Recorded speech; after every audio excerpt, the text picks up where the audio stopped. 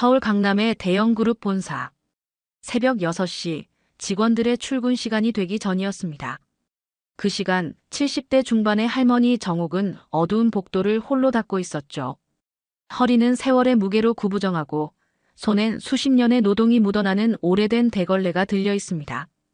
그녀의 복장은 낡은 누빔조끼에 고무장갑, 그리고 마모된 고무신이었어요. 차가운 복도의 정막을 깨는 건 대걸레가 바닥을 문지르는 소리뿐. 정옥은 늘 그래왔듯 묵묵히 구석구석을 닦아냅니다.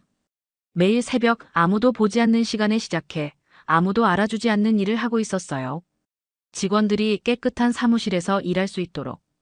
그때였습니다. 청소 중인 복도 끝에서 하이힐 소리가 또각또각 다가왔어요. 광고팀 3년차 박지의 대리였습니다. 입에는 테이크아웃 커피를 물고 스마트폰을 보며 걸어오는 중이었죠. 그녀의 눈이 바닥에 닿자마자 얼굴이 일그러졌습니다. 아, 여기 또 바닥 다 젖어있네. 사람 지나가야 되는데 눈치도 없으시네. 박지혜는 할머니를 힐끔 보며 일부러 목소리를 높였습니다. 요즘 청소부도 교육 좀 받아야 되는 거 아냐? 정옥은 고개를 더 숙이며 걸레를 빠르게 움직였습니다. 그녀의 손등에는 푸른 핏줄이 도드라져 있었고 손가락 마디마디는 세월의 흔적으로 굳어 있었어요. 하지만 그런 세세한 것들을 박지혜가 볼 리 없었죠. 뒤이어 나타나는 남자 직원 둘, 강대현 사원과 이승찬 사원. 그들은 눈빛만 교환하고 서로를 향해 씩 웃었습니다. 누가 먼저랄 것도 없이 할머니 앞에서 커피컵을 바닥에 떨어뜨렸어요. 아이고, 손이 미끄러졌네. 강대현이 뻔뻔한 표정으로 말했습니다. 정리 좀 부탁드릴게요, 어르신. 정옥은 말없이 고개를 숙이고 엎드려 커피 자국을 닦기 시작했어요. 그 순간 이승찬이 주머니에서 워셔액이 든 투명한 병을 꺼냈습니다. 냄새나니까. 이건 서비스 말을 마치기도 전에 이승찬은 파란색 워셔액을 할머니의 머리 위로 붓기 시작했어요. 차가운 파란 액체가 정옥의 흰 머리카락을 타고 얼굴을 따라 뚝뚝 떨어졌습니다. 예상치 못한 행동에 정옥은 놀라 손으로 얼굴을 감싸며 대걸레를 떨어뜨렸어요.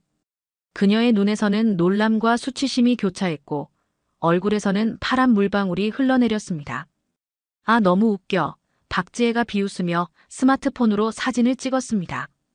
단톡방에 올리자. 우리 회사 워셔액 광고 모델.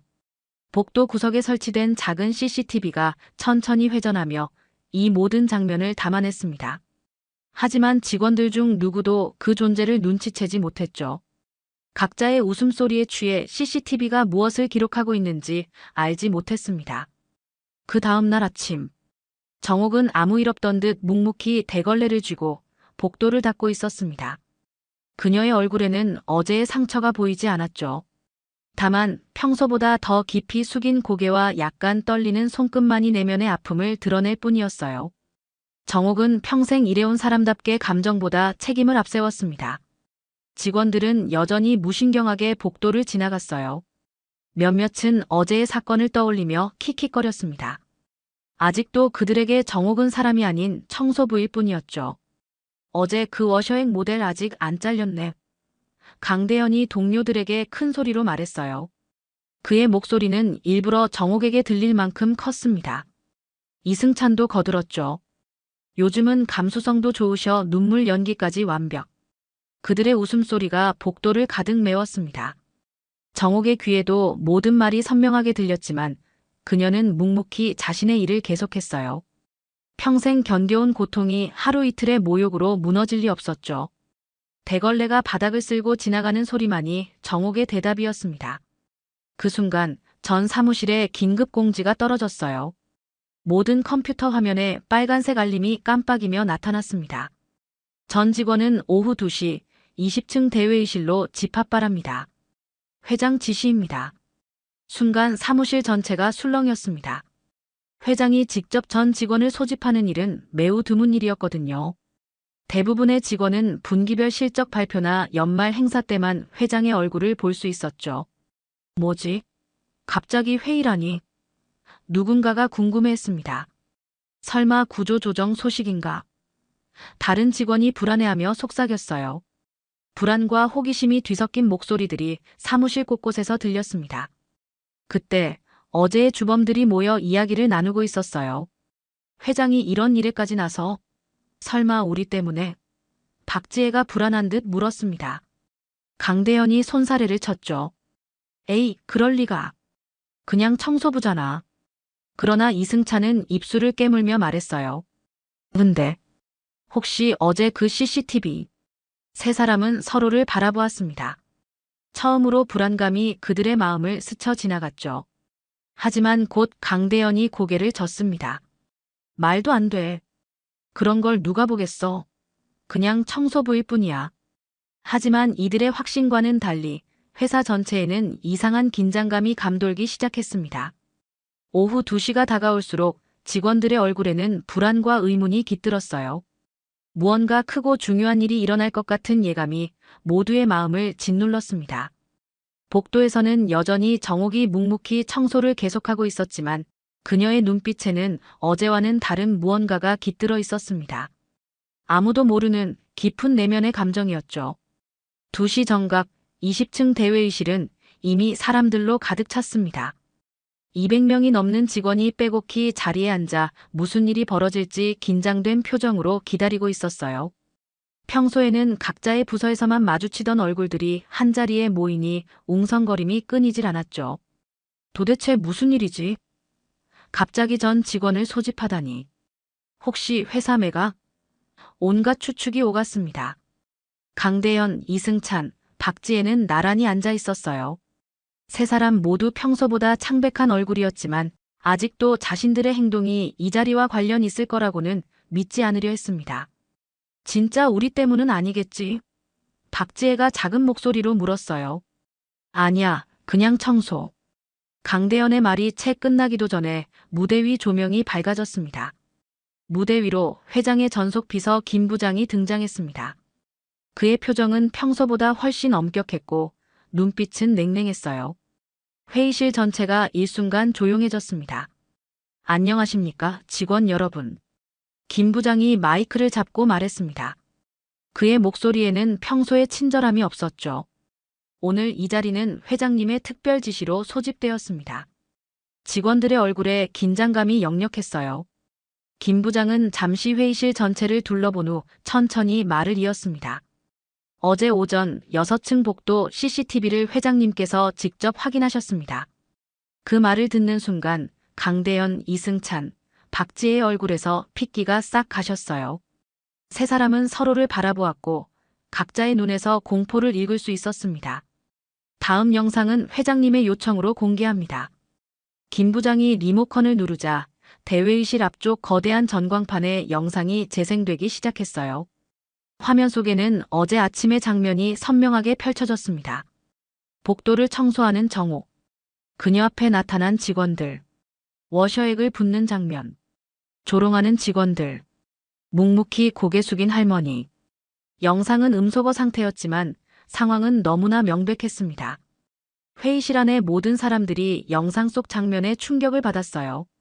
누군가는 입을 틀어막았고 또 다른 누군가는 부끄러워 고개를 떨궜습니다. 영상이 끝나자 회의실은 완전한 정적에 잠겼어요. 숨소리조차 들리지 않을 정도였습니다. 그 침묵 속에서 가장 고통스러운 건 바로 세주범이었죠. 박지혜는 손으로 얼굴을 가렸고 이승찬은 땀으로 범벅이 된 채 고개를 푹 숙였습니다. 강대현은 다리를 떨며 자리에서 일어나려다 도로 주저앉았어요. 김 부장은 잠시 침묵을 지키다가 다시 말을 이었습니다. 이 사건은 단순한 괴롭힘이 아닙니다. 이는 우리 회사의 핵심 가치인 인간 존중을 정면으로 위배한 행위입니다. 그의 목소리는 차분했지만 단호했어요. 모든 직원들이 그의 말에 귀를 기울였습니다. 회장님께서는 이 일을 매우 심각하게 받아들이고 계십니다. 그리고 잠시 후 직접 이 자리에 오실 예정입니다. 그 말에 회의실은 다시 한번 술렁였습니다. 회장이 직접 나선다는 것은 이 사건이 단순한 직장 내 괴롭힘 차원을 넘어섰다는 의미였으니까요.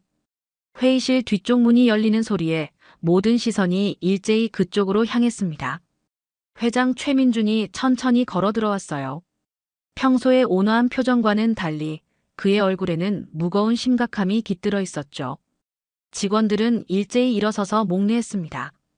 최민준 회장은 무대 위로 올라가 김 부장에게서 마이크를 건네받았어요. 그는 잠시 회의실을 둘러본 후 깊은 숨을 내쉬었습니다. 오늘 여러분을 이렇게 모이게 한 이유는 방금 보신 영상 때문입니다. 그의 목소리는 낮지만 힘이 있었어요. 하지만 그보다 더 중요한 진실이 있습니다. 회장은 잠시 말을 멈추고 비서에게 고개를 끄덕였습니다. 김 부장이 다시 전광판의 리모컨을 조작하자 이번에는 한 장의 사진이 띄워졌어요. 그것은 젊은 시절의 정옥이었습니다. 사진 속 그녀는 품위 있는 정장 차림으로 한 남자와 함께 테이프 커팅식에 참여하고 있었어요. 비서가 다시 말을 이었습니다. 여러분이 조롱하고 무시한 그 청소부는. 그의 말에 직원들은 숨을 죽였어요. 워셔액을 뿌렸던 세 사람은 공포에 질려 서로를 바라보았습니다. 이 회사의 창업주이자 고 성 회장님의 부인이며 회의실 전체가 놀라움의 한숨으로 가득 찼어요.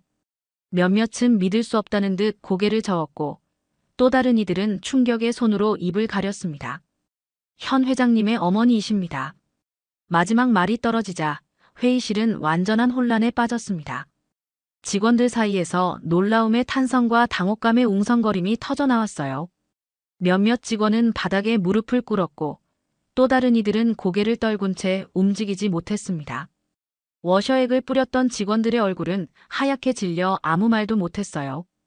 박지혜는 충격으로 자리에서 일어나 비틀거렸고 이승찬은 온몸이 떨리는 것을 감출 수 없었습니다. 강대현은 이마에서 식은땀이 흘러내리는 것을 느꼈죠. 최민준 회장이 다시 말을 이었습니다. 어머님은 제가 어릴 때부터 진정한 리더는 가장 낮은 자리에서도 자신을 지킬 수 있어야 한다고 가르치셨습니다. 그의 목소리에는 존경과 자부심이 담겨 있었어요. 그래서 회사가 어느 정도 안정된 후 어머님은 자진해서 청소부로 일하시겠다고 하셨죠. 직원들이 진정한 책임감과 존중을 배우길 바라는 마음에서 최민준의 말에 직원들은 더욱 부끄러움에 고개를 숙였습니다.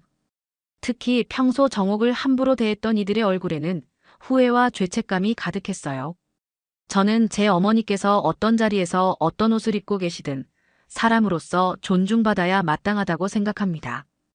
회장의 목소리가 점점 단호해졌어요. 그런데 여러분은 책상 위 명함이 없다고 사람을 버리셨군요. 그의 말에 회의실 전체가 숙연해졌습니다. 아무도 감히 고개를 들어 그를 바라볼 수 없었어요. 특히 세주범은 그 자리에서 땅이 꺼졌으면 좋겠다고 생각할 정도로 괴로웠습니다. 다음 날 아침 평소와 같은 시간에 출근한 강대현, 이승찬, 박지혜.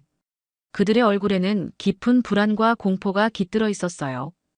엘리베이터를 타고 자신들의 사무실 층에 도착했을 때 세 사람은 믿을 수 없는 광경을 목격했습니다. 자신들의 책상이 통째로 사라져 있었어요. 모니터도 의자도 서랍도 모두 없었습니다. 그저 빈 공간만이 남아 그들을 비웃는 듯했죠. 주변 동료들은 그들을 보는 척도 하지 않고 각자의 업무에 집중하는 척했어요. 뭐야? 진짜 잘렸어? 강대현이 떨리는 목소리로 물었습니다. 박지혜는 황급히 자신의 스마트폰을 꺼내 회사 메일을 확인하려 했지만 로그인이 되지 않았어요. 내 계정이 차단됐어. 이승찬도 마찬가지였습니다. 사내 시스템에도 로그인이 되지 않았죠. 세 사람은 공포에 질린 눈빛으로 서로를 바라보았어요. 그때 사무실 모든 직원의 컴퓨터 화면에 동시에 메일 알림이 뜨기 시작했습니다. 사내 메일 전체 공지였어요. 제목은 간단 명료했습니다. 직장 내 괴롭힘 및 모욕행위 관련자 전원 징계 해고 조치. 내용을 확인한 동료들의 표정이 일제히 굳어졌습니다. 아무도 강대현, 이승찬, 박지혜를 쳐다보지 못했어요. 세 사람은 불안한 표정으로 누군가의 화면을 들여다보려 했지만 모두가 그들을 피했습니다. 결국 한 직원이 자신의 모니터를 돌려 세 사람에게 보여주었어요. 메일에는 다음과 같은 내용이 적혀 있었습니다. 어제 전 직원 회의에서 공개된 바와 같이 정옥 명예고문에 대한 괴롭힘 및 모욕 행위가 확인되었습니다. 이에 주동자 박지혜, 강대현, 이승찬은 즉시 해고 조치합니다. 또한 해당 행위를 목격하고도 방관한 직원 2명에 대해서는 6개월 정직 및 30% 감봉 처리됨을 알립니다. 우리 회사는 직책이나 지위와 관계없이 모든 구성원이 인간으로서 존중받는 문화를 지향합니다. 이와 같은 행위는 앞으로도 절대 용납되지 않을 것임을 분명히 합니다. 메일 내용을 읽은 세 사람의 얼굴에서 핏기가 완전히 사라졌어요. 자신들이 저지른 일이 얼마나 심각한 결과를 가져왔는지 이제야 실감했습니다. 어떡해. 박지혜가 떨리는 목소리로 말했어요. 강대현은 무너지듯 바닥에 주저앉았습니다. 이력서에 이런 이유로 해고되었다고 쓰면 누가 우릴 뽑겠어. 이승찬은 말없이 머리를 감싸쥐었어요. 그의 눈에는 깊은 후회와 공포가 서려 있었습니다. 그들이 털썩 주저앉아 있을 때 사무실 뒤편에서 누군가가 다가왔어요. 인사팀 차장이었습니다. 여러분, 지금 당장 사무실을 떠나주십시오. 그의 목소리는 차갑고 단호했어요. 개인 물품은 경비실에서 찾아가시면 됩니다. 회사 물품은 이미 모두 회수했습니다. 세 사람은 고개를 들지 못한 채 천천히 일어났어요. 주변의 시선이 따갑게 느껴졌습니다. 동료들의 눈빛에는 비난과 실망, 그리고 두려움이 섞여 있었죠. 아무도 그들을 위로하거나 배웅하지 않았습니다. 강대현, 이승찬, 박지혜는 고개를 푹 숙인 채 엘리베이터로 향했어요. 그들의 발걸음은 무거웠고 어깨는 처져 있었습니다. 그들이 승강기에 오르는 모습을 사무실 전체가 침묵 속에서 지켜보았어요. 그로부터 이틀이 지났습니다. 회사 전체에는 여전히 무거운 분위기가 감돌고 있었어요. 세 사람의 해고 소식은 모든 직원들에게 깊은 경각심을 심어주었죠. 복도를 지나는 이들은 모두 정옥을 보면 공손하게 인사를 건넸고 예전처럼 함부로 대하는 사람은 아무도 없었습니다. 그날 저녁 퇴근 시간이 되자 직원들은 하나둘 회사를 빠져나갔어요.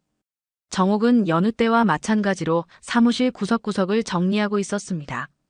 그녀의 표정은 여전히 담담했지만 주변에 달라진 시선을 모르지 않았죠. 그때였습니다. 로비 쪽에서 누군가가 들어오는 소리가 들렸어요. 정옥이 고개를 들어보니 워셔액을 뿌렸던 이승찬이 굳은 표정으로 서 있었습니다. 그는 깔끔한 정장 차림이었지만 얼굴은 지난 이틀 동안 제대로 잠을 이루지 못한 듯 헬쓱해 보였어요. 이승찬은 천천히 정옥에게 다가왔습니다. 그의 발걸음은 무거웠고 눈빛에는 깊은 후회가 담겨 있었죠. 정옥은 대걸레를 손에 쥔 채 그를 바라보았어요. 그녀의 눈에는 두려움도 분노도 없었습니다. 그저 조용한 관찰만 있었죠. 이승찬이 정옥 앞 약 3m 지점에서 멈춰 섰어요. 그리고 갑자기 그는 복도 한가운데 무릎을 꿇었습니다. 그의 손은 떨리고 있었고 목소리는 흔들렸어요. 죄송합니다. 이승찬의 목소리가 복도에 울렸습니다. 저는 그냥 분위기 따라 웃고 넘겼습니다. 하지만 그는 말을 잇지 못하고 고개를 숙였어요. 눈물이 그의 뺨을 타고 흘러내렸습니다. 한참 동안 침묵이 이어졌어요. 정옥은 움직이지 않고 그저 이승찬을 바라보기만 했습니다. 어르신 얼굴에 흘러내리던 그 물을. 이승찬이 다시 입을 열었어요. 잊을 수가 없습니다. 잠을 잘 때도 밥을 먹을 때도 계속 눈앞에 아른거려요. 그의 목소리는 점점 더 떨리고 있었습니다. 진심 어린 후회가 느껴졌어요. 저는 그 순간 인간이기를 포기한 겁니다. 다른 사람의 고통을 웃음거리로 만든 제가 용서받을 자격이 없다는 걸 알아요. 이승찬은 고개를 들어 정옥을 바라보았습니다. 그의 눈에는 절박함이 담겨 있었어요. 그저 제가 얼마나 부끄럽고 후회하는지 어르신께 직접 말씀드리고 싶었습니다. 복도는 다시 침묵에 잠겼습니다. 멀리서 에어컨 돌아가는 소리만 희미하게 들렸어요. 정옥의 표정은 여전히 읽기 어려웠습니다. 천천히, 아주 천천히 정옥이 대걸레를 바닥에 기대어 놓았어요. 그리고 이승찬에게 한 걸음 다가갔습니다. 그녀의 눈에는 무언가 깊은 감정이 담겨 있었어요. 그래. 기억이라도 한다면 너는 아직 사람이다. 정옥의 목소리는 조용했지만 힘이 있었습니다. 오랜 세월을 살아온 지혜가 담긴 목소리였죠. 이승찬은 그 말에 고개를 숙이고 울었습니다. 어깨가 들썩이는 모습이 복도의 희미한 조명 아래 그림자를 만들어냈어요. 정옥은 그를 내려다보며 잠시 머물렀다가 천천히 손을 뻗어 이승찬의 어깨에 살짝 얹었습니다. 내가 깨달았다면 그걸로 충분하다. 이승찬의 눈물은 더욱 거세게 흘러내렸습니다. 용서받을 자격이 없다고 생각했던 그에게 정옥의 말은 위로가 되기보다 더 큰 죄책감을 안겨주었어요. 며칠이 지나고 회사에는 조금씩 평온이 돌아오기 시작했습니다. 직원들은 여전히 정옥을 볼 때마다 공손하게 대했지만 초반의 어색함과 과도한 긴장감은 사라졌어요. 대신 진정한 존중의 마음이 자리 잡았죠. 어느 날 오전 정옥이 평소처럼 청소를 하고 있을 때 회장 최민준이 몇몇 임원들과 함께 나타났습니다. 그들은 정옥에게 다가가 공손히 인사했어요. 어머니, 잠시 시간 좀 내주실 수 있으신가요? 최민준이 부드럽게 물었습니다. 정옥은 대걸레를 내려놓고 고개를 끄덕였어요. 그녀의 눈에는 의문이 담겨 있었지만 아들을 따라 걸음을 옮겼습니다. 그들은 함께 회사복도 한쪽 벽면으로 향했어요. 그곳에는 무언가가 천으로 가려져 있었습니다. 직원들이 하나 둘 모여들기 시작했고 곧 그 주변은 사람들로 가득 찼죠. 최민준이 정옥의 손을 부드럽게 잡았습니다.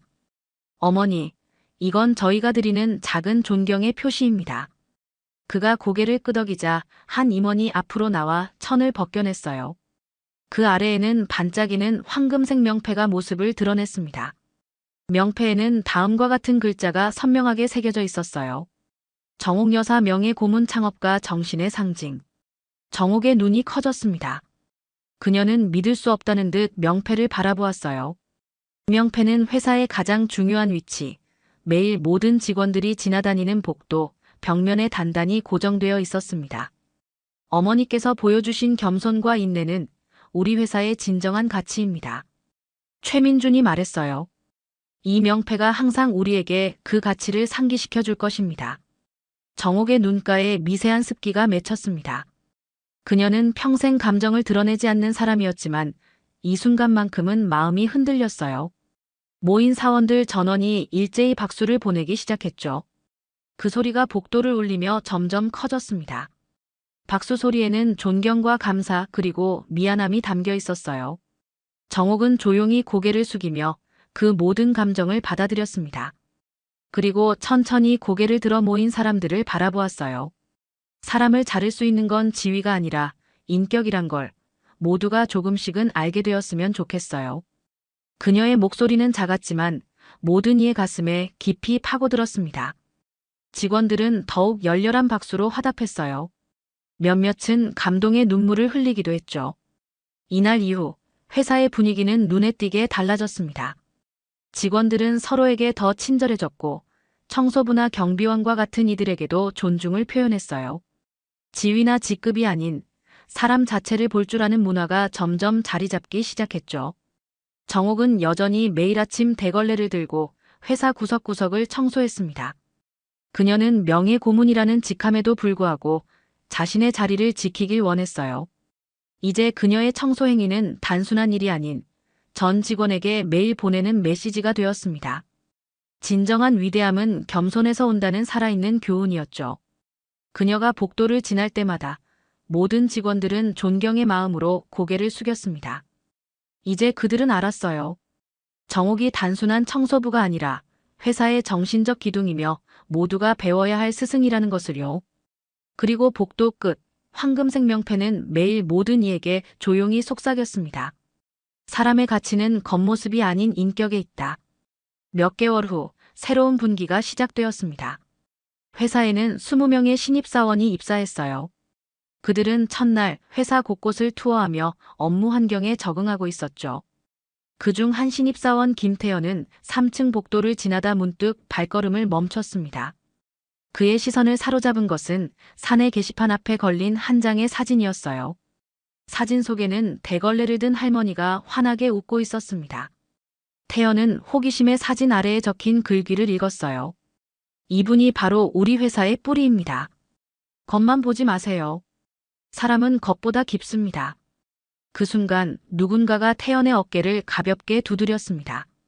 고개를 돌려보니 인사팀 부장이 서 있었어요. 저 사진에 관심이 있나 보군요. 부장이 미소 지으며 말했습니다. 태연은 고개를 끄덕였어요. 네, 저 할머니가 누구신지 궁금했습니다. 저분은 정옥 여사님, 우리 회사 창업주의 부인이자 현 회장님의 어머니십니다. 부장의 목소리에는 존경심이 묻어났어요. 그리고 우리 회사에서 가장 중요한 교훈을 주신 분이기도 하죠. 부장은 태연에게 몇 개월 전 있었던 일을 간략하게 설명해 주었습니다. 워셔액 사건부터 해고, 그리고 회사 문화가 어떻게 바뀌었는지까지요. 태연은 경청하며 깊은 감명을 받았어요. 그럼 지금도 정옥 여사님이 청소를 하고 계신다는 건가요? 태연이 물었습니다. 부장은 고개를 끄덕였어요. 네, 여사님의 의지로 계속하고 계십니다. 매일 아침 6시부터 시작하시죠. 대부분의 직원들이 출근하기 전에요. 태연은 잠시 생각에 잠겼다가 물었습니다. 왜 그러실까요? 이제는 모두가 여사님의 정체를 알고 존경하는데. 부장이 미소를 지었어요. 여사님께서 말씀하시길 진정한 겸손은 누가 볼 때만 행하는 게 아니다라고 하셨죠. 어쩌면 그게 우리가 계속 배워야 할 교훈일지도 모릅니다. 대화를 마친 후 태연은 회사 투어를 계속했어요. 그리고 다음 날 아침 그는 일찍 출근하기로 결심했습니다. 6시 30분 그가 회사에 도착했을 때 복도에서는 정옥 여사가 묵묵히 걸레질을 하고 있었어요. 태연은 조심스럽게 다가가 공손히 인사했습니다. 안녕하세요, 정옥 여사님. 신입사원 김태연입니다. 정옥은 걸레질을 멈추고 태연을 바라보았어요. 그녀의 눈에는 따스함과 지혜가 깃들어 있었습니다. 이렇게 일찍 출근하다니 열정이 넘치는 청년이구나. 태연은 긴장한 채로 말했어요. 여사님의 이야기를 듣고 감명받아서 혹시 제가 도울 일이 있을까 해서요. 정옥의 얼굴에 미소가 번졌습니다. 그래, 함께 하자꾸나. 그날부터 태연은 일주일에 2번씩 일찍 출근해 정옥의 청소를 돕기 시작했어요. 곧 그의 행동에 영향을 받은 다른 직원들도 하나둘 동참하기 시작했죠. 얼마 지나지 않아 20여 명의 직원들이 돌아가며 아침 청소를 함께 했습니다. 카메라는 다시 복도를 스쳐 지나갑니다. 그곳에는 여전히 묵묵히 걸레질을 하는 정옥이 있어요. 하지만 이번에는 혼자가 아닙니다. 주변에는 여러 직원들이 함께 청소를 돕고 있죠. 그리고 지나가는 모든 직원이 고개 숙여 인사합니다. 정옥은 그들을 바라보며 조용히 미소 짓습니다. 그녀가 꿈꾸던 회사의 모습이 서서히 현실이 되어가고 있었어요. 지위나 직책이 아닌 사람 자체를 존중하는 문화. 외모나 겉모습이 아닌 인격을 보는 직장. 정옥의 목소리가 내레이션처럼 흐릅니다. 우리는 모두 누군가의 자녀이고 누군가의 부모이며 누군가의 친구입니다. 우리가 보는 건 사람이 아니라 그저 우리 자신의 편견뿐인지도 모르죠. 복도 끝, 햇살이 창문을 통해 쏟아져 들어오며 정옥의 실루엣을 비춥니다. 그림자는 길게 늘어져 있지만 더 이상 외롭지 않습니다. 당신은 지금 누구를 보고 있나요? 직함을 보나요? 사람을 보나요? 강남 한복판의 대형 컨벤션 센터에서 막이 내렸습니다. 수백 명의 투자자들이 박수를 치며 자리를 떠나는 가운데 윤 회장은 무대 위에서 내려다보며 깊은 숨을 내쉬었습니다. 오늘의 투자 설명회는 성공적이었죠. 하지만 그의 마음 한구석에는 언제나처럼 미묘한 공허함이 자리하고 있었습니다. 회장님, 수고하셨습니다. 비서가 다가와 인사했지만 윤 회장의 시선은 이미 창밖 네온 사인들을 바라보고 있었어요. 밤이 깊어갈수록 그는 항상 같은 생각에 빠져들곤 했습니다. 28년 전 그가 놓쳐버린 첫사랑 은영의 모습이 떠올랐죠. 대리기사 불러드릴까요? 비서의 목소리에 윤 회장은 고개를 끄덕였습니다.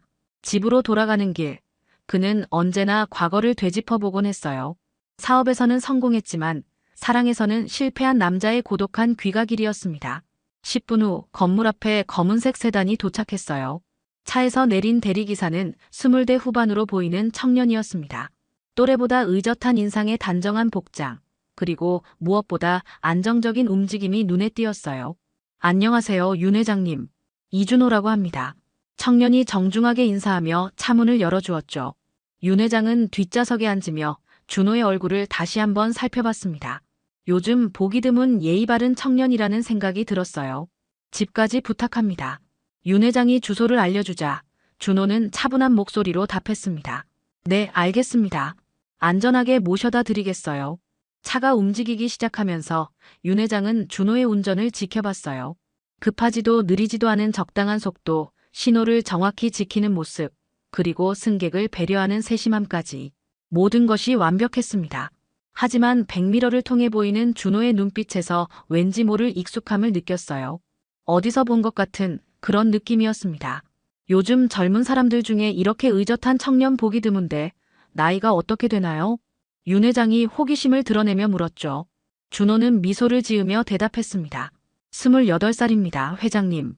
28살. 그 나이를 듣는 순간 윤 회장의 가슴이 미묘하게 떨렸어요. 정확히 28년 전 자신이 은영과 헤어졌던 그 해가 생각났습니다. 우연의 일치일까요? 아니면 한강을 따라 이어진 도로를 달리던 중 준호의 휴대폰이 울렸습니다. 진동 소리가 차 안에 은은하게 퍼졌죠. 준호는 잠시 망설이더니 윤 회장을 향해 조심스럽게 말했어요. 죄송합니다. 어머니 전화인데 급한 일일 수도 있어서 스피커폰으로 받아도 괜찮을까요? 윤 회장은 고개를 끄덕이며 허락했습니다. 물론이죠. 어머님 걱정하실 테니 받으세요. 준호가 통화 버튼을 누르자 중년 여성의 따뜻한 목소리가 차 안에 울려 퍼졌어요. 준호야, 아직도 일 안 끝났니? 너무 늦지 말고 들어와. 네, 엄마. 지금 마지막 손님 모셔다 드리고 있어요. 곧 들어갈게요. 그때 전화기 너머로 다른 여성의 목소리가 들렸습니다. 아마도 어머니의 친구인 듯했죠. 은영아, 아들 정말 효자네. 이렇게 늦은 시간까지 일하다니. 아유 언니, 우리 준호 고생이 많아요. 약국 일도 도와주고 대리기사까지 하면서. 은영. 그 이름이 스피커를 통해 선명하게 전해지는 순간 윤 회장의 온몸에 전율이 흘렀습니다. 심장이 격하게 뛰기 시작했고 손바닥에는 식은땀이 맺혔어요. 28년 전 자신이 그토록 사랑했던 여인의 이름이 바로 은영이었습니다. 엄마, 저 이제 정말 마지막이니까 걱정 마세요. 안전 운전할게요. 그래, 조심히 들어와. 밥 차려놨으니까 굶지 말고. 통화가 끝나고 차 안에는 잠시 침묵이 흘렀어요. 윤 회장은 가슴이 터질 것 같은 심정으로 준호의 뒷모습을 바라봤습니다. 은영이라는 이름, 원주의 약국, 그리고 28살의 나이. 이 모든 것들이 우연일 수는 없었어요. 혹시 윤 회장이 떨리는 목소리로 말을 꺼냈습니다.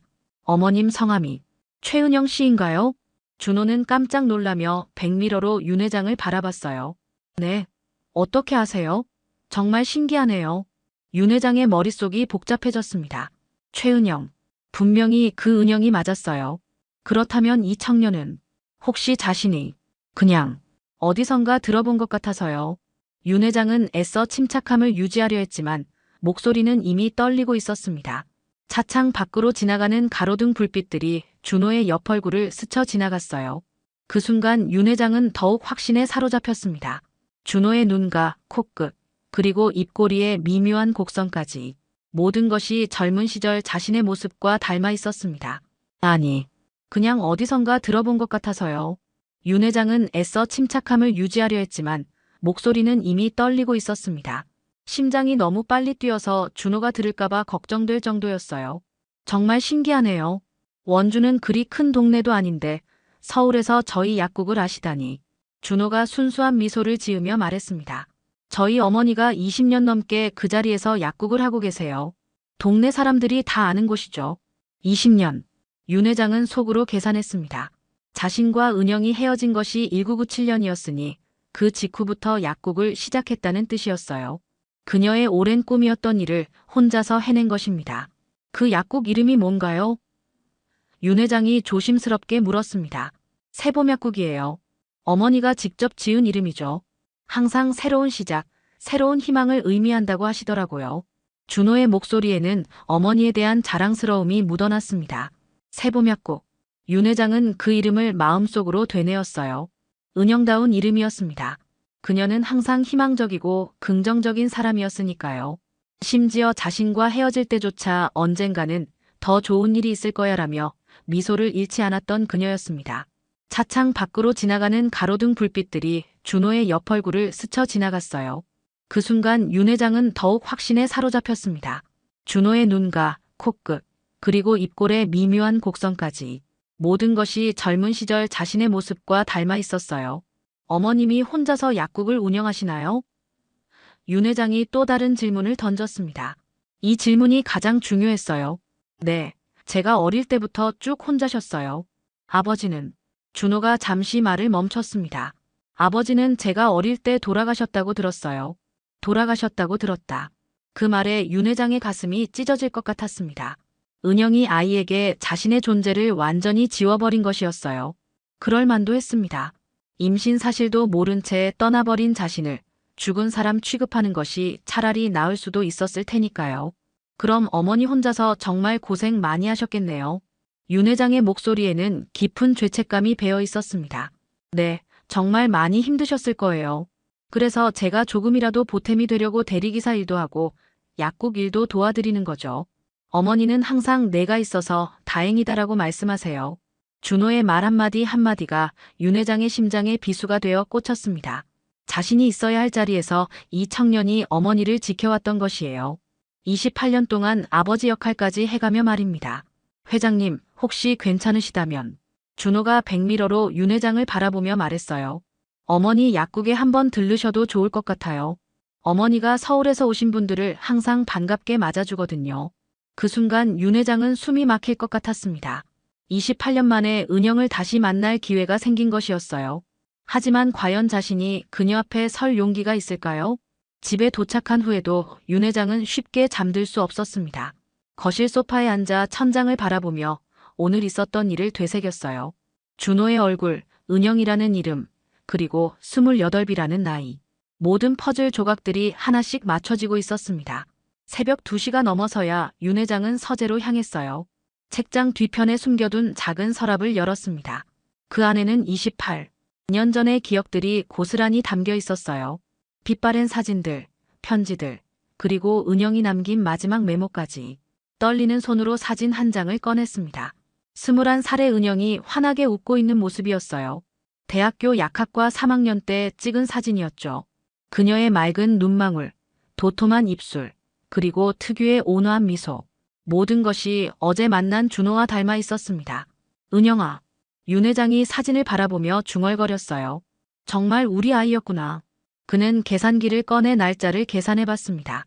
1997년 3월에 헤어졌으니 만약 그때 은영이 임신했다면 12월경에 아이가 태어났을 거예요. 준호의 나이가 정확히 28살이라고 했으니 시기가 완벽하게 맞아떨어졌습니다. 윤 회장은 또 다른 사진을 꺼냈어요. 자신이 25살 때 찍은 사진이었습니다. 지금의 준호와 정말 똑 닮았더군요. 같은 눈매, 같은 코, 심지어 미소 짓는 방식까지 판박이었어요. 왜 말하지 않았을까? 윤 회장은 스스로에게 물었습니다. 하지만 곧 답을 알 수 있었어요. 당시 자신은 아버지의 사업을 물려받기 위해 정략 결혼을 해야 하는 상황이었고 은영은 그것을 알고 있었습니다. 편지 한 통을 꺼내 읽어봤어요. 헤어지기 전날 은영이 쓴 마지막 편지였습니다. 오빠의 앞길을 방해하고 싶지 않아요. 오빠는 큰 사람이 될 거고 저는 그저 작은 동네에서 작은 약국이나 하며 살 거예요. 서로 다른 길을 걸어가는 게 맞는 것 같아요. 하지만 오빠를 사랑했던 시간만큼은 후회하지 않을게요. 그 시절 은영의 마음을 이제야 이해할 수 있었습니다. 그녀는 임신 사실을 알고도 자신의 앞길을 막고 싶지 않았던 거예요.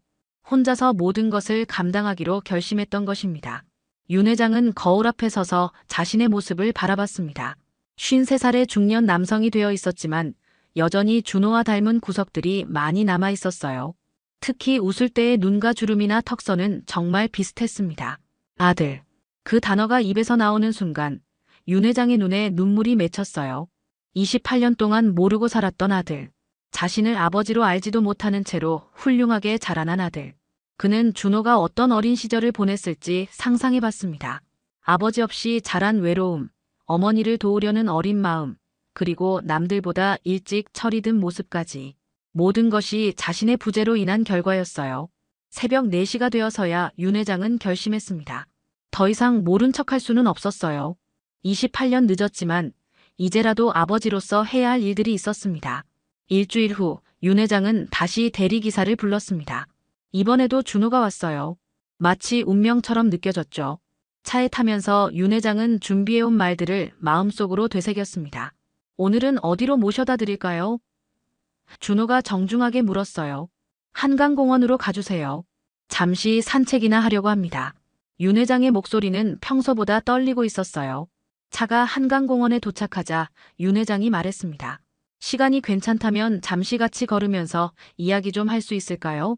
차비는 당연히 드릴 테니까요. 준호는 조금 의아해했지만 고개를 끄덕였어요. 네, 괜찮습니다.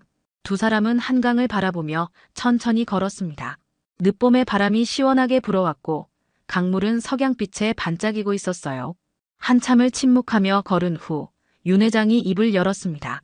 준호 씨, 혹시 어머님 성함이 최은영 씨 맞나요? 네, 맞습니다. 어떻게 그렇게 정확히 아세요? 준호가 신기하다는 표정을 지었어요. 윤 회장은 가슴이 터질 것 같았습니다. 더 이상 돌려 말할 수 없었어요. 준호 씨, 나는 28년 전에 최은영 씨를 사랑했던 사람입니다. 준호의 발걸음이 멈췄어요. 네, 무슨 말씀이신지. 1997년 3월 나는 내 어머니와 헤어졌어요. 정략 결혼 때문에. 당시 나는 25살이었고 은영은 21살이었죠. 윤 회장의 목소리는 점점 작아졌습니다. 준호는 충격에 휩싸인 표정으로 윤 회장을 바라봤어요. 그럼 설마 내 생년월일이 언제인가요? 윤 회장이 떨리는 목소리로 물었습니다. 1997년 12월 15일입니다. 준호의 대답을 듣는 순간 윤 회장의 눈에서 눈물이 흘러내렸어요. 준호야, 나는 내 아버지다. 윤 회장이 드디어 고백했습니다. 28년 동안 몰랐던 내 아버지야. 준호는 그 자리에 주저앉았어요. 온몸이 떨리기 시작했죠. 이게 무슨 장난하시는 거예요? 저희 아버지는 제가 어릴 때 돌아가셨다고 들었는데 은영이가 내 어머니가 거짓말을 한 거야. 나를 죽은 사람 취급한 거지. 윤 회장도 무릎을 꿇고 준호와 같은 눈높이가 되었어요. 임신 사실도 모르고 떠난 나를 원망했을 거야. 준호의 눈에도 눈물이 맺혔습니다. 정말 제 아버지세요? 28년 동안 한 번도 찾아오지 않은 사람이 무슨 자격으로. 자격 없어. 정말 자격 없다. 윤 회장이 고개를 숙였어요. 하지만 이제라도 알게 됐으니 아버지 노릇을 하고 싶어. 늦었지만 말이야. 어머니가 얼마나 힘드셨는지 아세요? 준호의 목소리가 격해졌습니다. 혼자서 저를 키우시느라 약국 일하시느라 얼마나 고생하셨는지. 밤늦게까지 일하시고 아플 때도 참으시고. 윤 회장은 아무 말도 할 수 없었어요. 준호의 말 한마디 한마디가 가슴에 비수처럼 박혔습니다. 저는 아버지가 필요하지 않아요. 준호가 일어서며 말했어요. 28년 늦었어요. 너무 늦었다고요. 준호가 돌아서서 걸어가려는 순간 윤 회장이 뒤에서 외쳤습니다. 준호야, 한 번만 더 기회를 줘. 제발. 하지만 준호는 돌아보지 않았어요. 다음 날 인터넷 포털 사이트 메인 뉴스에 충격적인 기사가 올라왔습니다. 대기업 윤 회장, 28년간 숨겨온 혼외자 존재 드러나. 누군가 어제 한강공원에서의 대화를 몰래 촬영한 것이었어요. 윤 회장의 휴대폰이 쉴 새 없이 울렸습니다. 기자들, 이사회 멤버들, 그리고 각종 관계자들의 전화가 빗발쳤어요. 회사 주식은 급락하기 시작했고 온라인 커뮤니티에서는 온갖 추측과 비난이 쏟아졌습니다. 회장님, 이사회에서 긴급회의를 소집했습니다. 비서가 창백한 얼굴로 보고했어요. 오후 2시에 참석하셔야 합니다. 이사회실에 들어선 윤 회장을 맞이한 것은 차가운 시선들이었습니다. 10명의 이사들이 모두 심각한 표정으로 앉아 있었어요. 윤 회장, 최고 참인 김 이사가 입을 열었습니다. 이번 일로 회사 이미지에 큰 타격이 왔습니다. 주주들의 신뢰도 땅에 떨어졌고요. 개인적인 일이 회사 업무와 무슨 상관이 있습니까? 윤 회장이 반박했지만 목소리에는 힘이 없었어요. 상관없다고요? 벌써 주요 거래처 3곳에서 계약 재검토를 하겠다고 연락이 왔습니다. 박 이사가 서류를 내밀었어요. 이런 상황에서 어떻게 회장직을 유지하시겠어요? 윤 회장은 말문이 막혔습니다. 사실 그에게 지금 가장 중요한 것은 회사가 아니라 아들이었어요. 하지만 그것을 이해해줄 사람은 이 자리에 아무도 없었습니다. 일주일 시간을 드리겠습니다. 김 이사가 최후 통첩을 던졌어요. 그 안에 이 사태를 수습하지 못하시면 사퇴를 고려하셔야 할 겁니다. 회의가 끝나고 혼자 남은 윤 회장은 창밖을 바라봤습니다. 자신이 평생 쌓아올린 모든 것이 무너져 내리고 있었어요. 하지만 이상하게도 후회는 없었습니다. 진실을 밝힌 것에 대해서는 말이에요. 그때 휴대폰이 울렸습니다. 준호였어요. 저 뉴스 봤습니다. 준호의 목소리는 미안함으로 가득했어요. 쟤 때문에 이런 일이. 아니야. 내 잘못이 아니야. 윤 회장이 재빨리 말했습니다. 오히려 미안해. 너한테 상처만 주고. 회장님. 아니 아버지. 준호가 조심스럽게 호칭을 바꿨어요. 한번 만날 수 있을까요? 제대로 이야기하고 싶어요. 윤 회장의 가슴이 뛰기 시작했습니다. 정말 만나줄 거야? 네. 어머니와도 상의해봤는데 어머니가 직접 만나보고 싶다고 하세요. 은영이 만나고 싶다고. 윤 회장은 꿈을 꾸는 것 같았어요. 28년 만에 다시 그녀를 볼 수 있다는 것이었습니다. 언제, 어디서 만날까? 윤 회장이 급하게 물었어요. 내일 저녁 7시 저희 약국으로 오세요. 어머니가 직접 요리해서 저녁 대접하고 싶다고 하십니다. 전화를 끊은 후 윤 회장은 오랜만에 미소를 지었어요. 회사는 무너질지 몰라도 가족은 되찾을 수 있을 것 같았습니다. 그것만으로도 충분했어요. 다음 날 언론은 더욱 거칠게 몰아붙였습니다. 무책임한 아버지, 재벌의 위선 같은 제목들이 포털 사이트를 장식했어요. 하지만 윤 회장은 개의치 않았습니다. 오늘 저녁이면 28년 만에 은영을 다시 만날 수 있었으니까요. 원주로 향하는 고속도로를 달리며 윤 회장의 마음은 복잡했습니다. 28년 만에 은영을 다시 만난다는 설렘과 동시에 과연 어떤 얼굴로 그녀를 마주해야 할지 막막했어요.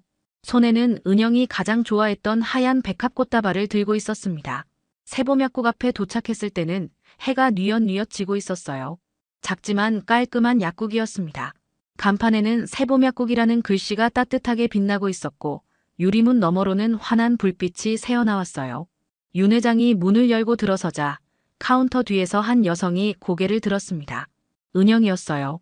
28년이라는 세월이 흘렀지만 그녀의 온화한 미소는 예전 그대로였습니다. 다만 눈가에 세월의 흔적이 조금 더해졌을 뿐이에요. 오랜만이네요. 은영이 먼저 말을 걸었습니다. 목소리는 차분했지만 손이 미세하게 떨리고 있었어요. 은영아. 윤 회장의 목소리는 감정으로 메어 있었습니다. 정말 오랜만이야. 은영은 잠시 윤 회장을 바라보더니 카운터에서 나왔어요.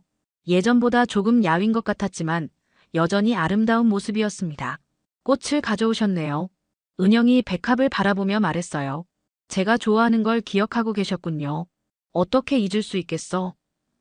윤 회장이 꽃다발을 내밀었습니다. 미안해, 은영아. 정말 미안해. 은영은 꽃을 받으며 복잡한 표정을 지었어요. 준호한테 다 들었어요. 모르셨다는 것도. 그리고 지금까지 얼마나 후회하고 계셨는지도. 그때 약국 뒤쪽에서 준호가 나타났습니다. 아버지, 오셨군요. 아버지. 그 호칭을 듣는 순간 윤 회장의 눈에 눈물이 고였어요.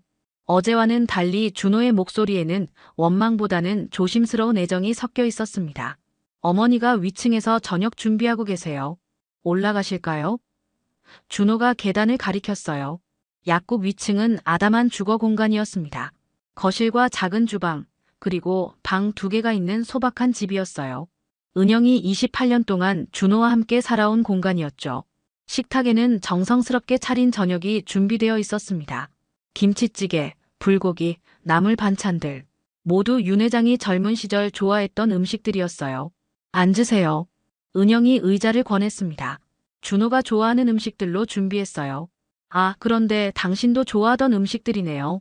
세 사람이 한 식탁에 앉는 모습은 어색하면서도 신기했어요. 윤 회장은 준호의 어린 시절 이야기를 들으며 놓친 시간들을 아쉬워했습니다. 정말 혼자서 고생 많이 했구나. 윤 회장이 은영을 바라보며 말했어요. 혼자가 아니었어요. 준호가 있었으니까. 은영이 아들을 바라보며 미소 지었습니다.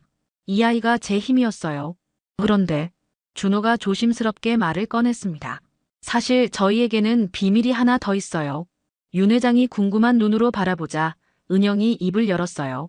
몇 년 전부터 매달 정체 모를 송금이 들어왔어요. 처음에는 누구인지 몰라서 당황했는데 알아보니까 할머니셨어요. 준호가 이어서 말했습니다. 아버지, 어머니, 즉 제 친할머니가 몰래 도움을 주고 계셨던 거예요. 윤 회장은 깜짝 놀랐어요. 어머니가 정말 돌아가시기 전까지 꾸준히 보내주셨어요. 손자를 위해서라고 편지도 몇 번 보내주셨고요. 은영의 목소리가 잠겼습니다. 윤 회장은 뒤늦게 어머니의 사랑을 깨달았어요. 어머니는 모든 것을 알고 있었던 것입니다. 할머니 이야기를 들은 후 식탁에는 잠시 침묵이 흘렀습니다. 윤 회장은 돌아가신 어머니에 대한 그리움과 고마움이 복받쳐 올랐어요. 어머니는 아들이 모르는 사이에 손자를 지켜주고 계셨던 것입니다. 어머니가 남기신 편지가 있어요. 은영이 일어나서 서랍에서 편지 한 통을 꺼내왔어요. 읽어보세요. 윤 회장은 떨리는 손으로 편지를 펼쳤습니다. 어머니의 정성스러운 글씨가 눈에 들어왔어요. 은영아, 내 아들이 너와 준호에게 큰 상처를 주었구나. 어미로서 정말 미안하다. 하지만 언젠가는 우리 가족이 다시 만날 수 있을 거라 믿는다. 그때까지 준호 잘 부탁한다. 편지를 다 읽고 나자 윤 회장의 눈에서 눈물이 떨어졌어요. 어머니, 정말 죄송합니다. 할머니는 좋은 분이셨어요. 준호가 말했습니다. 가끔 약국으로 몰래 오셔서 제 모습을 지켜보시기도 했거든요. 그때는 누구신지 몰랐는데 그때 어머니가 참 잘생긴 청년이네라고 하시더니 용돈을 주고 가신 적이 있어요. 은영이 추억을 떠올리며 말했어요. 나중에 생각해보니 손자를 본 할머니의 마음이었던 거죠. 윤 회장은 더 이상 참을 수 없었습니다. 자리에서 일어나 무릎을 꿇었어요. 은영아, 준호야. 정말 미안해. 28년 늦었지만 이제라도 제대로 된 아버지가 되고 싶어. 남편이 되고 싶어. 은영은 당황스러워했지만 준호가 아버지를 일으켜 세웠습니다. 일어나세요. 이제 와서 무릎 꿇는다고 과거가 바뀌는 건 아니에요. 하지만 미래는 바꿀 수 있잖아. 윤 회장이 간절하게 말했어요. 회사는 잃을 수도 있어. 하지만 가족은 다시 찾고 싶어. 은영이 오랫동안 윤 회장을 바라보더니 입을 열었습니다. 화가 안 났다고 하면 거짓말이에요. 28년 동안 얼마나 원망했는지 몰라요. 하지만 그녀가 준호를 바라봤어요. 이 아이가 자라는 걸 보면서 당신을 닮은 모습들을 발견할 때마다 그리워했던 것도 사실이에요. 어머니, 준호가 은영의 손을 잡았습니다. 이제라도 아버지와 함께 살 수 있다면 저는 좋아요. 물론 어머니가 원하신다면요. 은영의 눈에도 눈물이 맺혔어요. 정말 힘들었어요. 혼자서 이 아이 키우는 게. 특히 사춘기 때는 아버지가 그리웠거든요. 이제부터는 혼자가 아니야. 윤 회장이 은영과 준호의 손을 함께 잡았어요. 늦었지만 우리 진짜 가족이 되자. 준호가 먼저 웃음을 터뜨렸습니다. 그럼 이제 아버지라고 불러도 되는 거예요? 당연하지, 아들아. 윤 회장도 활짝 웃었어요. 은영이 마지막까지 망설이더니 조용히 말했습니다. 조건이 있어요. 앞으로는 서로에게 솔직해야 해요. 더 이상 비밀은 없기로 해요. 약속해. 윤 회장이 단호하게 대답했어요. 그 순간 준호가 일어나서 냉장고에서 샴페인을 꺼내왔습니다. 그럼 우리 가족의 새로운 시작을 축하해야죠. 세 개의 잔에 샴페인을 따르며 준호가 말했어요. 28년 늦은 건배지만 우리 가족 만세, 만세. 윤 회장과 은영도 함께 외쳤어요. 그날 밤 세 사람은 새벽까지 이야기를 나눴습니다. 놓친 시간들에 대한 아쉬움도 있었지만 앞으로 함께 만들어갈 시간들에 대한 기대가 더 컸어요. 비록 늦었지만 진정한 가족이 완성되는 순간이었습니다. 한 달이 지난 후 윤 회장은 회사로 복귀했습니다.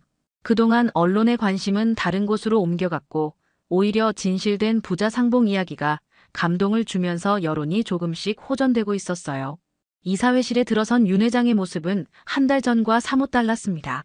얼굴에는 평온함이 자리하고 있었고 걸음걸이에도 자신감이 넘쳤어요. 무엇보다 눈빛이 전보다 훨씬 따뜻해 보였습니다. 회장님, 복귀하신 것을 환영합니다. 김 이사가 일어나서 인사했어요. 한 달 전의 차가운 분위기와는 확연히 달랐죠. 그동안 수고 많으셨습니다. 윤 회장이 정중하게 답했어요. 회사에 피해를 끼쳐 죄송했습니다. 박 이사가 자료를 내밀며 말했습니다. 오히려 좋은 결과가 나왔습니다. 회장님의 솔직한 모습이 대중들에게 진정성 있게 다가간 것 같아요. 특히 젊은 세대들 사이에서 진짜 아버지라는 평가를 받고 계십니다. 그뿐만 아니라 매출도 오히려 증가했어요. 최 이사가 보고서를 펼쳤습니다. 가족을 소중히 여기는 기업 이미지가 부각되면서 브랜드 가치가 상승했거든요. 윤 회장은 놀란 표정을 지었어요. 정말인가요? 네, 심지어 계약 재검토를 하겠다던 거래처들도 다시 연락해왔습니다. 오히려 더 큰 규모의 계약을 제안하는 곳들도 있고요. 김 이사가 웃으며 말했습니다. 그때 비서가 들어와서 보고했어요. 회장님, 준호 씨가 오셨습니다. 점심 약속이 있으시다고 하시는데요. 아, 벌써 그 시간이군. 윤 회장이 시계를 보며 일어났어요. 이제 매주 금요일은 아들과 점심을 먹기로 했거든요. 이사들은 모두 미소를 지었습니다. 예전에 윤 회장이라면 상상할 수 없는 모습이었어요. 로비에서 기다리고 있던 준호는 정장을 단정하게 차려입고 있었습니다. 최근 윤 회장이 마련해준 경영 수습 과정에 참여하고 있었거든요. 아버지, 수고하셨어요. 준호가 밝게 인사했습니다. 수고하긴, 우리 아들이 더 고생하지. 윤 회장이 준호의 어깨를 다독이며 말했어요. 오늘은 어머니도 올 거라고 했지. 네, 서울에 약재 주문하러 왔다가 합류하기로 했어요. 준호가 답했습니다. 레스토랑에 도착하니 은영이 이미 와서 기다리고 있었어요. 한 달 사이에 그녀도 많이 달라져 보였습니다. 서울 생활에 적응하면서 더욱 환해진 모습이었어요. 늦어서 미안해, 은영아. 윤 회장이 은영의 손을 잡으며 말했어요. 괜찮아요. 준호랑 이야기하고 있었어요. 은영이 미소 지으며 답했습니다. 회사 일은 어떻게 됐어요? 다행히 잘 정리됐어. 윤 회장이 안도의 표정을 지었어요. 오히려 예전보다 더 좋아진 것 같아. 준호가 물을 따르며 말했습니다. 아버지, 제가 회사 일을 더 배워서 도움이 되고 싶어요. 천천히 해. 급할 것 없어. 윤 회장이 준호를 바라보며 말했어요. 중요한 건 우리가 함께 있다는 거니까. 식사를 하면서 세 사람은 앞으로의 계획에 대해 이야기했어요. 은영의 원주 약국은 계속 운영하되 서울에도 작은 거처를 마련해서 가족이 함께 보내는 시간을 늘리기로 했습니다. 참, 다음 주에 할머니 제사 지내러 성묘 가야 해. 윤 회장이 말했어요. 할머니께 인사드려야지. 할머니가 정말 기뻐하실 것 같아요. 준호가 눈시울을 붉히며 말했습니다. 그럼요. 평생 소원이 이루어진 거니까. 은영도 고개를 끄덕였어요. 점심을 마치고 나오는 길에 윤 회장이 두 사람을 바라보며 말했습니다. 늦었지만 아니 늦었기에 더 소중한 가족이 됐구나.